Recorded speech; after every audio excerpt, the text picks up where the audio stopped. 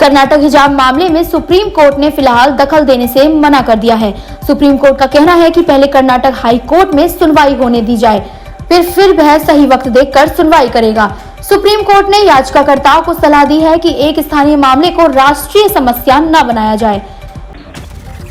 उत्तर प्रदेश में विधानसभा चुनाव के लिए दूसरे चरण की वोटिंग 14 फरवरी को होगी। प्रदेश के 9 जिलों की 55 सीटों पर जनता अपने वोटों का इस्तेमाल करेगी। बिजनौर, अमरोहा, मुरादाबाद, रामपुर, संभल, बरेली, बदायूं और शाहजहांपुर में वोट डाले जाएंगे। इन सीटों पर कुल 586 उम्मीदवार लड़ रहे हैं। यूक्रेन पर रूस के हमले के बढ़ते खतरे को देखते हुए अमेरिकी राष्ट्रपति जो बाइडेन ने अमेरिकियों से एक बार फिर तुरंत यूक्रेन छोड़ने को कहा है। रूस ने यूक्रेन की सीमा के पास गोला बारूद का प्रयोग कर सैन्य अभ्यास शुरू कर दिया था। आगे जो बाइडेन ने कहा कि दुनिया की सबसे बड़ी सेनाओं में से एक ने उनको चुनौती दी है, चीजें बहुत जल्दी बिगड़ सकती हैं। बाइडेन ने एक बार फिर दोहराया कि किसी भी हालात में अमेरिका अपनी सेना को यूक्रेन में नहीं भेजेगा, यहाँ तक कि रूसी आक्रमण के बाद यूक्रेन से अमेरिकियों को बचाने के लिए भी नहीं। कर्नाटक के उडुपी स्थित महाविद्यालय में हिजाब पहनने के अधिकार के लिए प्रदर्शन करने वाली 6 मुस्लिम लड़कियों के माता-पिता ने पुलिस में शिकायत दर्ज कराई है, क्योंकि कुछ लोग उनकी बेटियों की निजी जानकारी सोशल मीडिया पर साझा कर रहे हैं।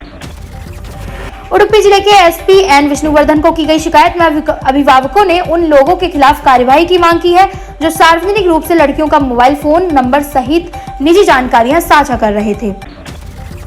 यूपी सरकार के विज्ञापनों के खिलाफ दाखिल जनहित याचिका को सुप्रीम कोर्ट ने खारिज कर दिया है। याचिका में यूपी सरकार के सभी विज्ञापनों को रोकने के निर्देशन की मांग की गई है। याचिका में कहा गया है कि यूपी सरकार अपनी विफलताओं को छिपाने और लोगों को गुमराह करने के लिए विज्ञापनों और इवेंट मैनेजमेंट पर करोड़ों रुपए खर्च कर रही है।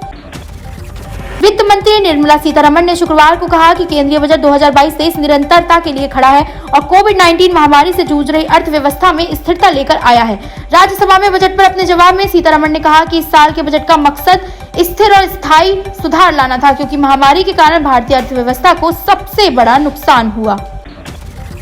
दिल्ली विश्वविद्यालय ने बुधवार को 17 फरवरी से ग्रेजुएशन और पोस्ट ग्रेजुएशन दोनों पाठ्यक्रमों के लिए सामान्य कक्षाएं शुरू करने की घोषणा की है।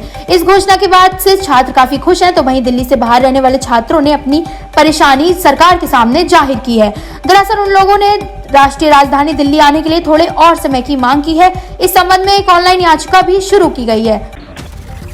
वेस्ट इंडीज के खिलाफ तीसरे वनडे मैच में टीम इंडिया में 4 खास बदलाव किए गए हैं, तो वहीं केएल राहुल को कुछ तकलीफों का सामना करना पड़ रहा है, जिसके चलते उन्हें बाहर बिठाया गया है।